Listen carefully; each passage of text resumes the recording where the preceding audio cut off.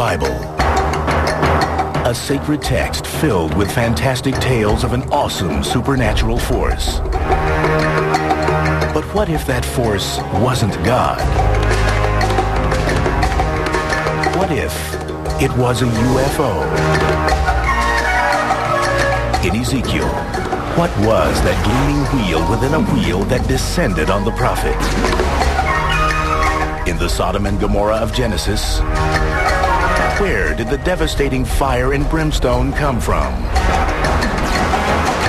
In Exodus, what was that presence in the sky that led Moses through the desert?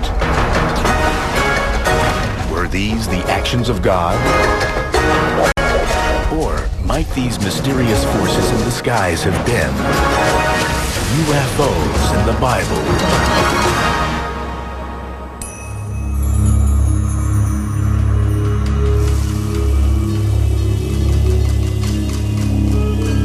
Throughout the Bible, mysterious aerial phenomena appear and alter the course of human history. To religious scholars, these stories are an infallible record of God's presence and godly events. But some modern-day researchers offer a different theory. Perhaps these stories really describe alien visitations. Is it possible that extraterrestrials have been involved in human history for thousands of years? And if so, did they have contact with the biblical people? And as you look in the Bible, there are many reports of UFOs that contact biblical people. A chariot of fire that abducts Elijah and takes him off into the sky. Elijah was one of the most revered Jewish prophets of his day. According to ufologists, the biblical account of his encounter with chariots of fire is a detailed description of what might be termed a UFO. This encounter took place as Elijah traveled along the Jordan River, accompanied by his successor, Elisha. Elijah knew his life was in danger because he had upset many powerful religious figures. Elijah called out for God to help him. There was a young man with him, Elisha, and he didn't see it. But suddenly there were a number of chariots of fire around him. Behold, a chariot of fire and horses of fire separated the two of them. And Elijah went up by a whirlwind into heaven. In the Old Testament, Elisha tells a story about being caught up or swept away by a chariot of fire, or a conveyance that was glowing brightly hot. According to this passage, Elijah was spirited up into the sky, never to be seen again by mortal man. The concept of Elijah being taken up into a chariot of fire is an abduction. Certainly modern UFOs are reported to take humans on board and take them away. So I think we've got in modern UFO reports something that could have functioned very well to carry Elijah into the sky.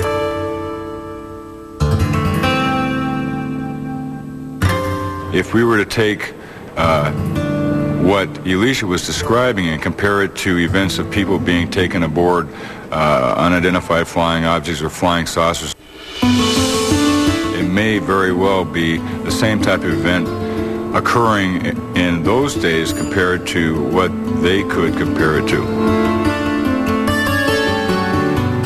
What we think of as a chariot and what we think of as a flying saucer may seem worlds apart. But some contend that perhaps they aren't so different after all. Chariots is actually a word that means some form of conveyance, and back in those days, the closest thing they could compare these moving objects to was a chariot. So therefore, they were a conveyance that was glowing or bright or had a fiery appearance. And and that was probably the closest association they could make to these conveyances in the sky.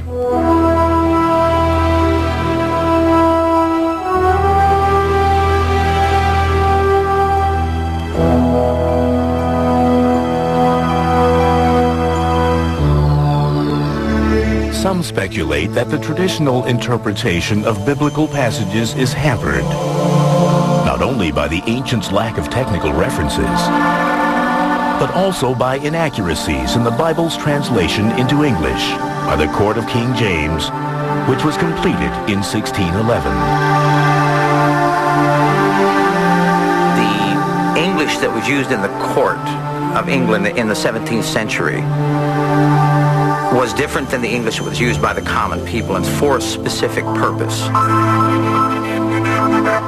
Because the court of England wanted to keep themselves separated from the commoners. To better understand the original meaning of biblical texts, researchers refer to Strong's Exhaustive Concordance. This book, completed in 1890, is an alphabetical index of every word used in the Bible, listing each occurrence of that word and the context in which it is used. By doing this, some researchers believe they have discovered another connection between Elijah's story and UFOs. In the King James Version, Elijah tells of being whisked up into heaven. But some now believe that perhaps he wasn't talking about the godly realm.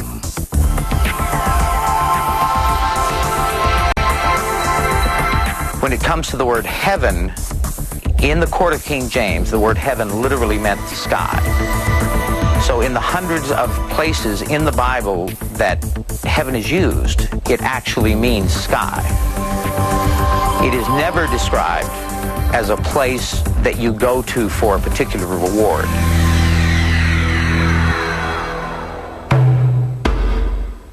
Biblical stories about mysterious events in the sky may not be the only ancient sources hinting at UFOs.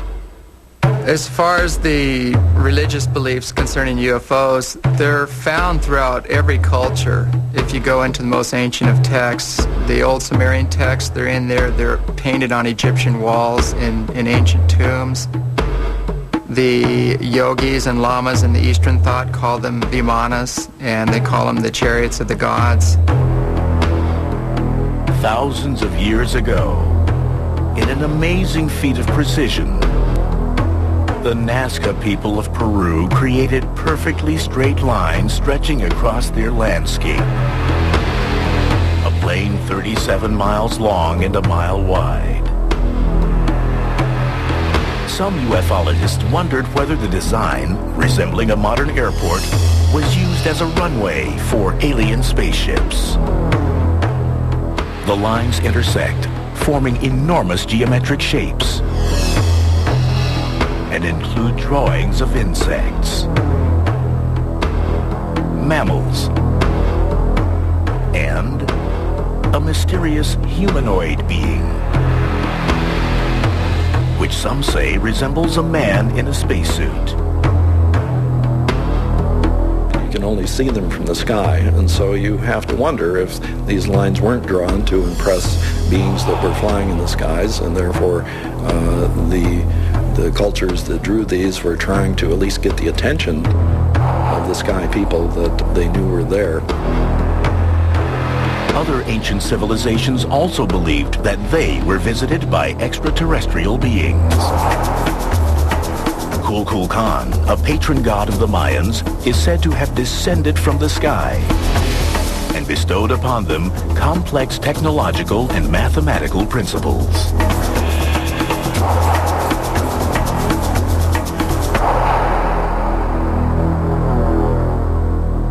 One of the ways we can show this is a distinct possibility is by the advanced mathematical capabilities of the Mayans. For instance, the Dresden Codex, where they're showing very advanced astronomical tables where they can chart the solar eclipses, the lunar eclipses. When you talk about the Mayans receiving knowledge from ancient gods who came from the sky, their mathematics, their astronomy, I believe that's entirely rooted in fact. because that same story is echoed everywhere. Native Americans, South American Indians, China, all the Orient, India. That story, or some version of it, that gods came from the sky and gave technology to mankind. Stories repeating over time and across cultures. Eerily similar themes that appear again and again, raising new questions.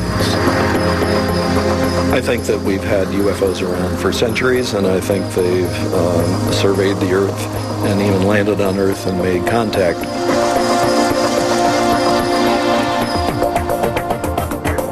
There have been some things they've done that we'll say have shaped our development very radically, and I think the biblical religion is an example of how they've shaped our development.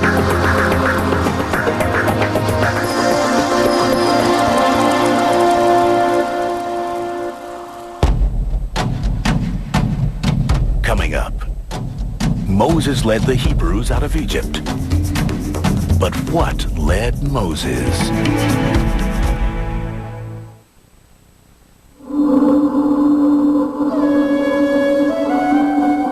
It was a pivotal moment in the development of the Judeo-Christian religion. The great exodus of the Jews out of Egypt.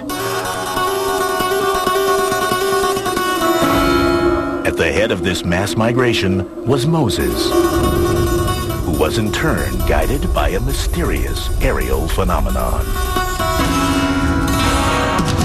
And the Lord went before them by day in a pillar of cloud to lead them along the way, and by night in a pillar of fire to give them light, that they might travel by day and by night.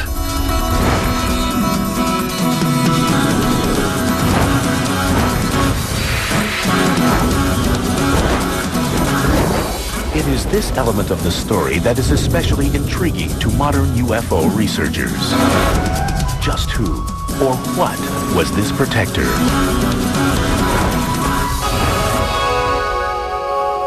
I think it was a very large UFO that was dark during the day, and then at night it glowed and provided light for the encampment below them. And at times it would hover for months, for weeks and months at a time.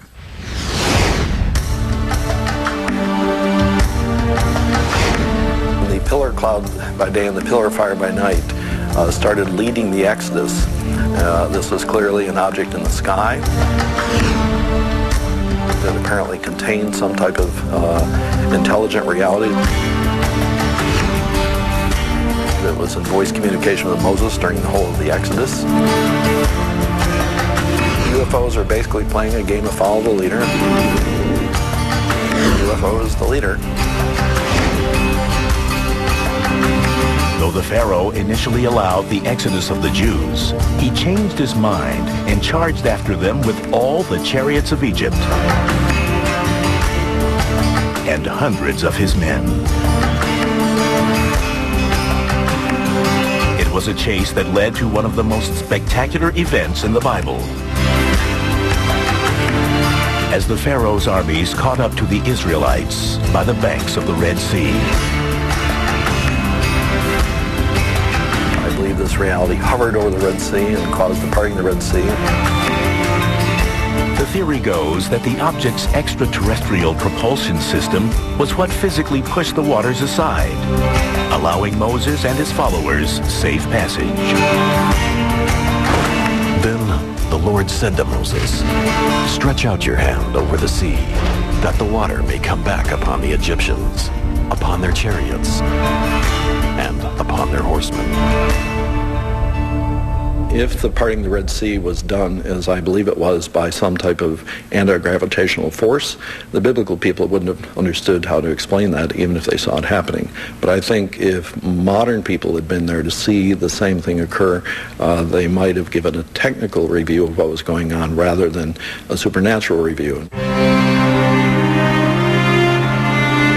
Even after escaping the Egyptians, the biblical Israelites faced an arduous journey toward their promised land of milk and honey.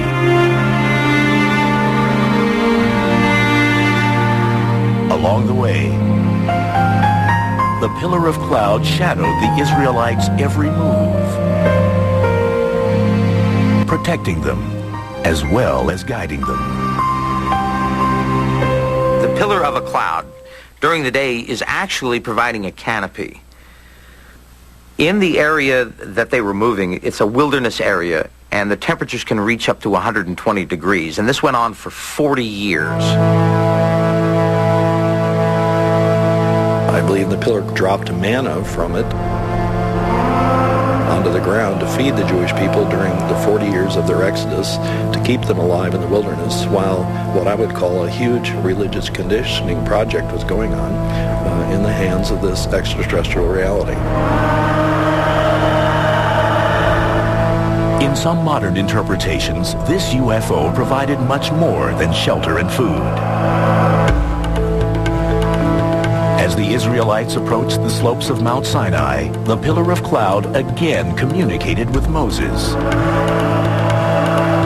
The Lord said to Moses, "Be ready in the morning, and come up in the morning to Mount Sinai, and present yourself there to me on top of the mountain." When Jehovah landed on the mount, he gave a specific warning to keep people away. Yet he allowed Moses to go in. And Moses went up into the mountain and apparently into the craft that was on the mountain. Then Moses went up on the mountain, and the cloud covered the mountain. Now the appearance of the glory of the Lord was like a devouring fire on top of the mountain in the sight of the people of Israel. And Moses entered the cloud. Modern theorists speculate that this time on the mount was spent inside a UFO. And when he came back down the mountain, his face shone or glowed.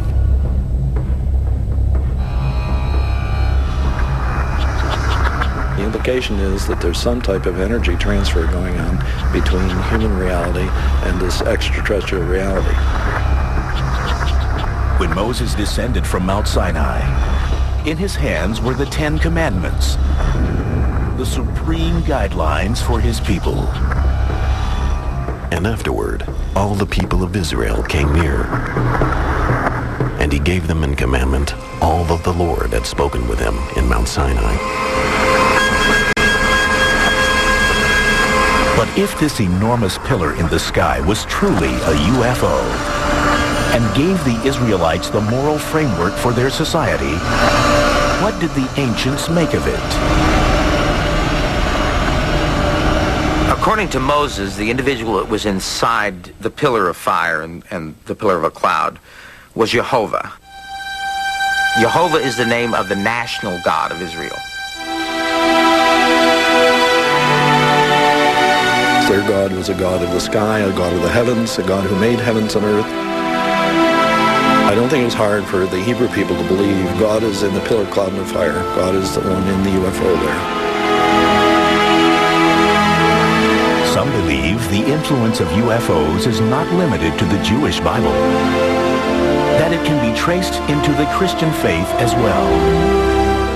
Thousands of years after the Exodus, the New Testament records the transfiguration of Jesus.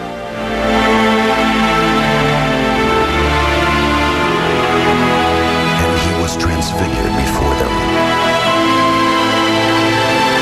His garments became glistening, intensely white, as no fuller on earth could bleach them. And there appeared to them Elijah and Moses, and they were talking to Jesus. It was surprising to see Moses and Elijah on the mountain with Jesus, because Moses had been dead for hundreds of years, and Elijah, although he never died on earth, was taken off into the sky in a chariot of fire and was never seen again until now.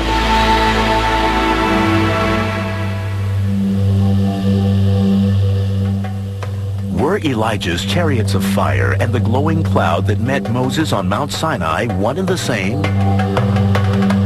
And did that same cloud or UFO transport Elijah and Moses to Jesus' transfiguration? We have a pattern that's very much part of the biblical pattern.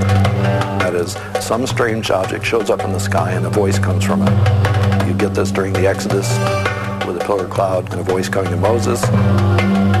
You get it in the Transfiguration story. So whenever you then look at the biblical prophets who are saying strange things, the issue is the extraterrestrial reality informing their minds to say the things they're saying.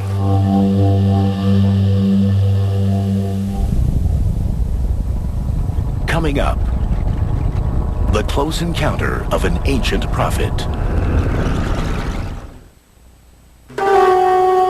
More than half a millennium before the birth of Christ, a group of Jewish exiles was held captive along the banks of the Chebar River. Among them, a righteous Israelite named Ezekiel. He became a prophet, predicting the fall of Jerusalem. Later, he also preached the message of hope and salvation. But first, Ezekiel was enraptured by something in the sky. As I looked, behold, a stormy wind came out of the north. And a great cloud with brightness round it, and fire flashing forth continually. And in the midst of the fire, as it were gleaming bronze. Ezekiel believed this event was an encounter with God.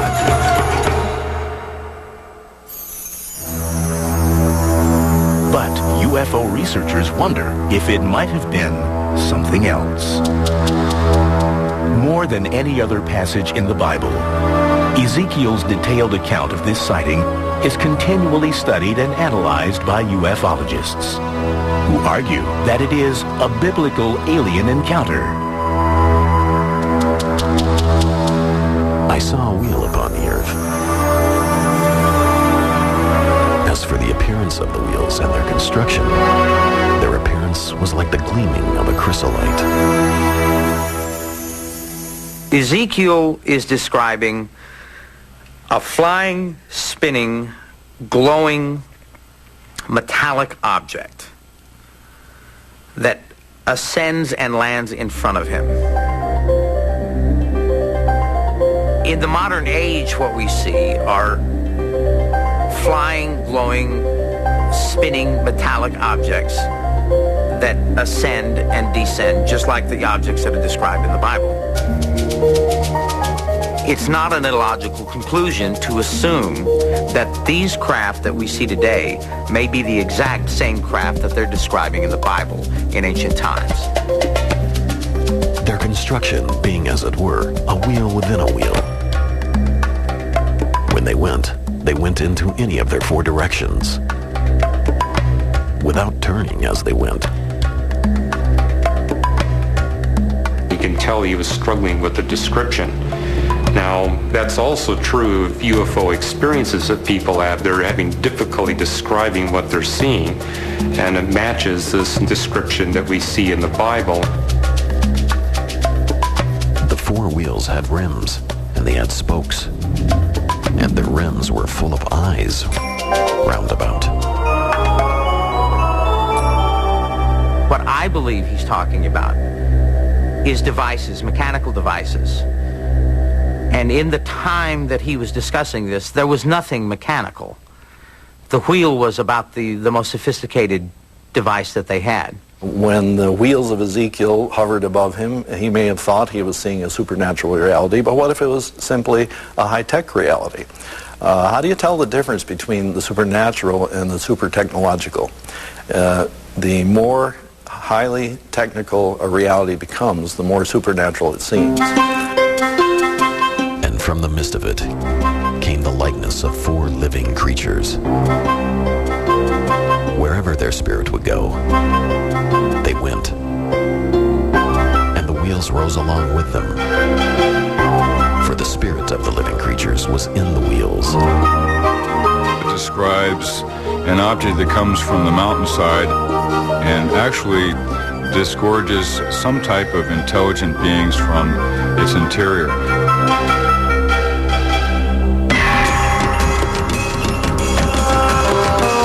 As for the likeness of their faces, each had the face of a man in front. The four had the face of a lion on the right side. The four had the face of an ox on the left side. And the four had the face of an eagle at the back.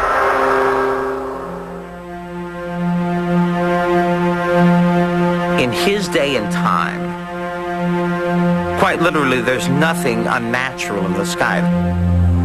There are no planes. There are no helicopters. There aren't kites. There aren't even any balloons. And in his day and age, nothing moved unless it was alive or unless something living was moving it. So he used the analogy of living creatures. Over the heads of the living creatures, there was the likeness of a firmament, shining like crystal. And when they went, I heard the sound of their wings, like the sound of many waters, like the thunder of the Almighty. He sees a firmament, a very large object. So many of the engineers that have looked at this verse believe that what he's talking about is actually landing gear. He describes lights running up and down them. He describes rings of flashing lights around them. And he speaks of a being coming out of the craft, coming out of the firmament above him, and speaking to him.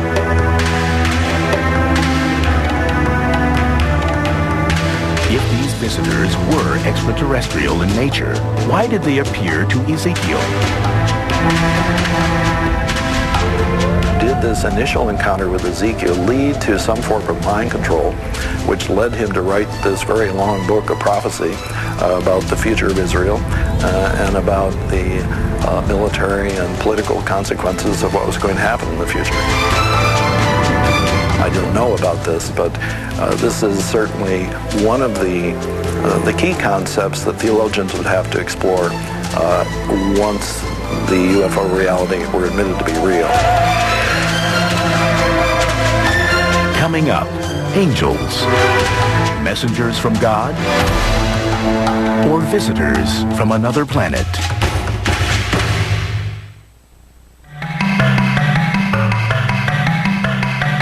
Angels. God's divine messengers. Their ethereal images appear in art and architecture across the millennia and around the globe. Mentioned hundreds of times in the Bible, angels were present at some of the most significant events in ancient history.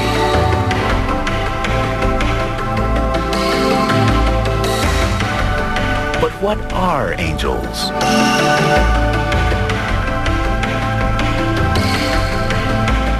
Some ufologists wonder if angels and aliens are one and the same. I would speculate that the angels of the Bible and of the Quran would possess the same powers and have the same capabilities in a supernatural sense as what we would call these occupants of the UFO or the extraterrestrials today. According to the Bible, St. Peter, the patriarch of the Catholic Church, was saved by an angel with mysterious abilities. The Apostle Peter was put in jail, and to make sure that he stayed where he was supposed to be, he was put in chains in his jail cell, and he had a guard sleeping on each side of him. And behold, an angel of the Lord appeared, and a light shone in the cell. And he struck Peter on the side and woke him, saying, "Get up quickly." chains fell off his hands. The angel led Peter out of his cell, past the unconscious guards. When the angel and Peter left the jail, the gate to the jail then opened on its own accord. And they went out and passed on through one street. And immediately, the angel left him. But the Bible passage does not tell how the angel got in the jail in the first place. The answer might be that the angel has the ability to go through solid walls, and this is sometimes reported in modern UFO cases. Modern theorists have also looked at other angelic accounts in the Bible for possible connections to extraterrestrials. They found that, much like descriptions of alien encounters, angels are often depicted conveying their message through visions and dreams. Would space aliens use our unconscious mind, our dream life, to inform us of their will for us? That's what happens in Matthew 2, certainly. Behold, an angel of the Lord appeared to Joseph in a dream.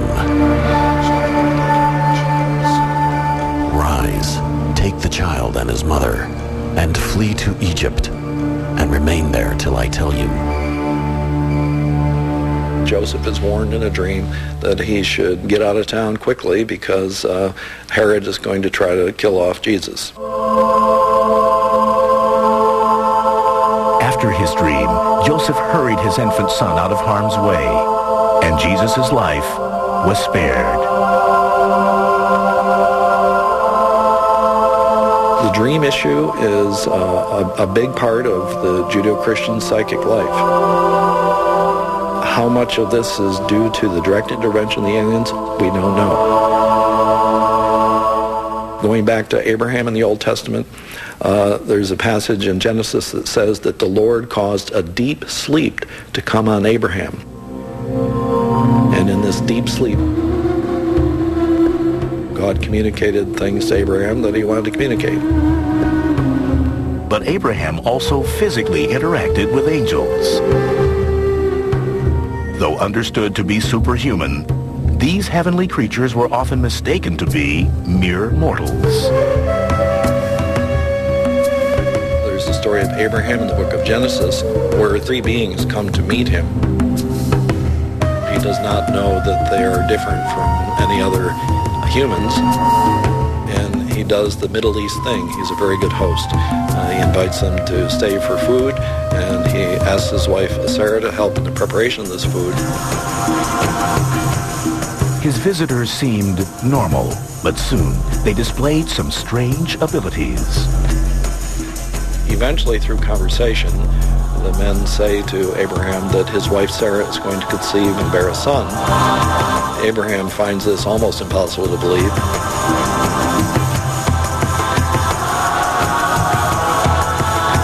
His wife Sarah, who's kind of hanging out around the tent, starts laughing inside herself, not out loud. And the three men accuse her of laughing. She denies it. But in any case, this implies that they could hear her mind telepathically. The question of telepathy and whether or not these beings could read the mind both of Abraham and of his wife Sarah is a big issue. Telepathy is also a trait often associated with modern UFO extraterrestrials. But they go away, and sure enough, she becomes pregnant, and now in retrospect, Abraham realizes he's had what he calls a divine encounter, but I think we might now call it an extraterrestrial encounter. Within a year, Sarah gave birth to their son, Isaac, who became the bloodline through which the Jewish nation was established. One of the things that are reported among UFO abduction cases now is that very often the alien beings seem to be interested in the human reproductive process. Right here in the story of Abraham and Sarah, we have the possibility that aliens are involved in the reproductive process of Abraham and Sarah, and that Isaac is here due to some type of extraterrestrial intervention. So that some of the what you would call extraterrestrial stories in the Bible indicate psychic control of the human race, or if not the whole human race, at least chosen people in the human race. So whenever you then look at the biblical prophets who are saying strange things, the issue is the extraterrestrial reality informing their minds to say the things they're saying.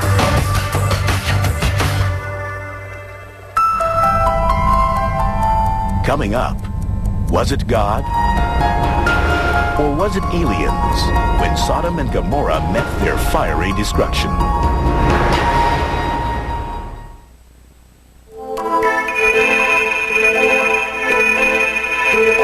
Most of the events in the Bible that ufologists ascribe to extraterrestrial intelligence have effects that run from the benign to the beneficial. But that is not always the case. As in the story of the destruction of Sodom and Gomorrah.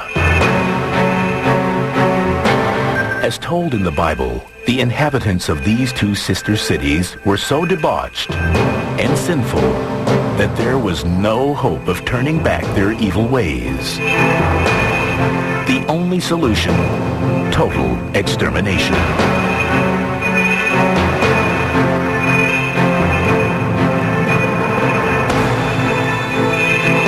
Then the Lord rained on Sodom and Gomorrah brimstone and fire from the Lord out of heaven, and he overthrew those cities.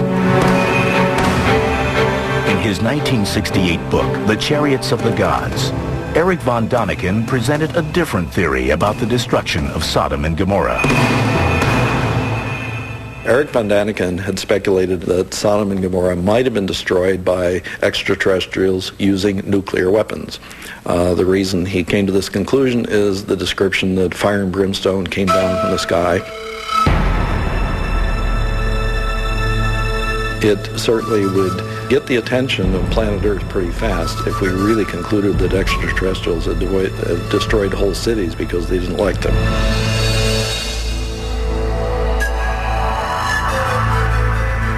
However, there are other theories about the destruction of these cities. Some believe the story may have been used as a mythological warning. A lesson passed down through the millennia to reinforce the importance of piety. God removed the Sodomites and the citizens of Gomorrah from existence, and that's what the text talks about. Fire rained down from heavens and wiped them all out. The text tells us that when a human civilization becomes reprobate, they can't be saved. The other way to look at Sodom and Gomorrah is that if the towns ever actually existed, and if those towns were destroyed, were almost certainly destroyed by some natural means. It's such a metaphor for a religious idea, that is, man was evil and deserved to be punished for his iniquity. Archaeological evidence has emerged that sheds some scientific light upon this ancient story. Archaeologists, in looking at the southeastern plain of the Dead Sea, have located approximately the right place where we would expect to see cities of Sodom and Gomorrah. The remains of these cities, called Babadra and Numeria, offer tantalizing clues that may prove part of the story of Sodom and Gomorrah. In Babadra, we see that there was broad destruction across the mound.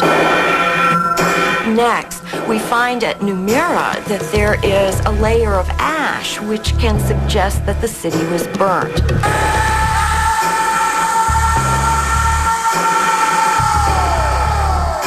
But the cause of their destruction still cannot be scientifically proven. And therefore, what or who caused it remains open to speculation. The bigger issue is whether or not extraterrestrials are so much involved in the development of life on Earth that they in fact would destroy a whole city or perhaps a whole group of people.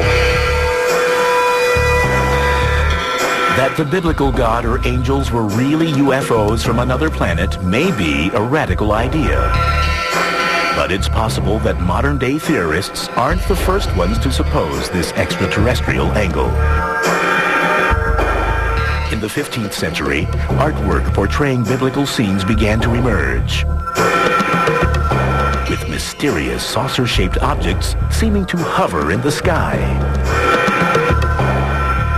I find that the Renaissance artwork itself is very intriguing just all by itself. You've got these images of UFOs with the Madonna image and scenes of Jesus on the cross. And in the background, you've got a little black dot or a saucer-shaped UFO with a dome on it. And what these were done 1,500 years after the fact.